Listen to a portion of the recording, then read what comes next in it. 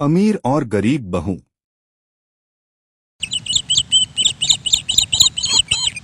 एक हवेली जैसे घर में बूढ़ा आदमी रामनाथ अपनी पत्नी तुलसी और अपने दो बेटों राजेश और माहेश के साथ रहता था। रामनाथ के पास खेती के लिए जमीन खेत और बहुत धन था। बेटा, मैं चाहता हूँ कि अब मैं तुम दोनों की शादी कर दूं, क्योंकि तुम्हारी माँ की तबीयत अब ठीक नहीं रहती है। रामनाथ के दोनों बेटों ने हाँ कर ली। रामनाथ ने अपने बड़े बेटे राजेश की शादी एक अमीर घर की लड़की नेहा के साथ कर दी। नेहा बेहद खूबसूरत, पढ़ी लिखी, फैशनेबल और अपनी मर्जी पे चलने वाली लड़की थी, और वो अपनी अमीरी पर गर्व करती थी। दूसरी तरफ छोटा बेटा माहेश की शादी रामनाथ ने सीमा से करवा दी। सीमा जो गरीब परिवार की सीधी सादी और मेहनती लड़की थी। दोनों बेटों की शादी हो गई, दोनों बहुएं अब घर आ चुकी थी। नेहा, बेटा मुझे खाना दे दो। मैं खाना नहीं दूंगी।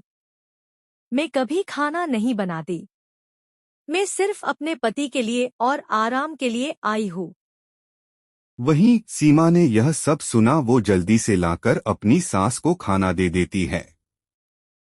सीमा ने ससुराल को अपना मानकर सभी का दिल जीतने की कोशिश की। घर का सारा काम और सबकी सेवा सीमा करती थी। नेहा को सास ससुर की सेवा करना, घर के छोटे मोटे काम करना या खेत में मदद करना बिल्कुल पसंद नहीं था। वह अक्सर अपनी दोस्तों के साथ शहर घूमने चली जाती और वहां पार्टी करती। मेरे मायके में तो खाना बर्तन कपड़े सब नौकर धोते हैं, और मैं जब कहीं जाती हूँ तो कार से जाती हूँ। मेरे घर में तो सब कुछ है। जी भाभी, हमारे यहाँ जब हम कहीं जाते हैं तो बैलगाड़ी से जाते हैं। So cheap. बैलगाड़ी कितना गंदा लगता होगा। सीमा यह सुनकर चुप हो गई। राजेश भी अब अपनी पत्नी के स्वभाव में आकर वैसा ही होता जा रहा था और परिवार से धीरे धीरे दूरी बनाने लगा। उसने अपनी जिम्मेदारियां नजरअंदाज करनी शुरू कर दी। दूसरी ओर सीमा ने सास ससुर की सेवा को अपनी जिम्मेदारी समझा।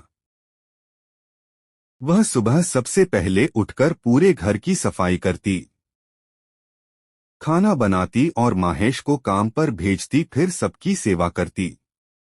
सास ससुर के साथ खेत पर भी मदद करवाती।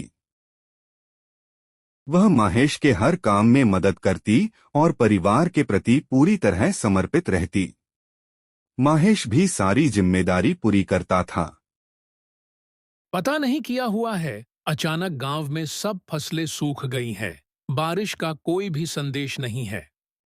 हाँ, मेरे भी खेत की सारी फसलें सूख गई है और आधी फसल बर्बाद हो चुकी है। रामनाथ बहुत परेशान था कि वह अब क्या करे। परिवार आर्थिक संकट में आ गया। अब समय था कि परिवार के सदस्य मिलकर इस मुश्किल घड़ी का सामना करें। बेटा, तुम लोग मेरी मदद करो, फसलें सब सूख रही है। बारिश का भी कोई संदेश नहीं है। हम लोगों को पानी शहर से मंगवाना होगा, वरना गांव में सबके बहुत बुरे हालात हो जाएंगे। माहेश और सीमा ने तुरंत उनके पास जो भी पैसे थे वह दे दिए। आपने मुझे हमेशा नेहा की तरह अमीर बनने की नसीहत दी, लेकिन अब मैं कुछ नहीं कर सकता।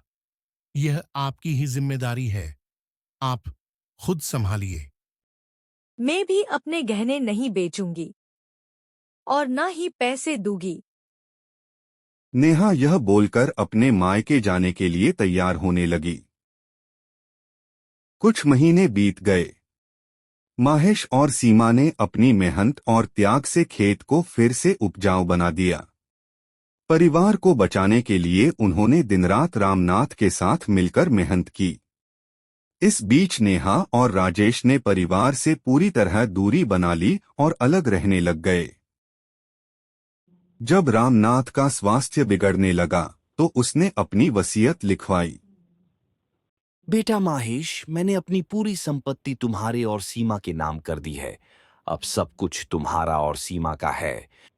नहीं पिताजी, मेरे साथ भाई का भी इस संपत्ति में नाम होना चाहिए। तुम चुप रहो, मैंने बिल्कुल सही करा है। जब राजेश और नेहा को यह बात पता चली, देख लो, अपने पिता को सारी संपत्ति माहेश के नाम कर दी, तुमको तो वो अपना बेटा भी नहीं समझते हैं। हाँ, तुम सही कह रही हो। वे दोनों बहुत नाराज हुए। राजेश और नेहा अपने पिता के पास पहुंचे। आपने अपनी संपत्ति मेरे नाम क्यों नहीं की? मैं भी आपका बेटा हूं। बेटा, बेटा वही होता है जो परिवार की जिम्मेदारियों को समझे। माहेश और सीमा ने इस परिवार को बचाने के लिए जो किया, वह तुम और नेहा कभी नहीं कर पाए। तुम तो हम लोगों के पास से चले गए थे। संपत्ति उसी की होती है जो उसका सम्मान करे।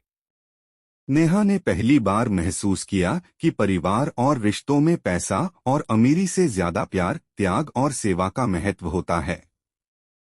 उसने अपने व्यवहार पर पछतावा किया, लेकिन अब बहुत देर हो चुकी थी। माहेश और सीमा ने रामनाथ की आखिरी दिनों तक सेवा की, परिवार में एकता और प्यार की मिसाल पेश की। इस कहानी से यह शिक्षा मिलती है कि असली अमीरी दिल की होती है। रिश्तों की कद्र और परिवार के प्रति समर्पण ही सच्चा धन है।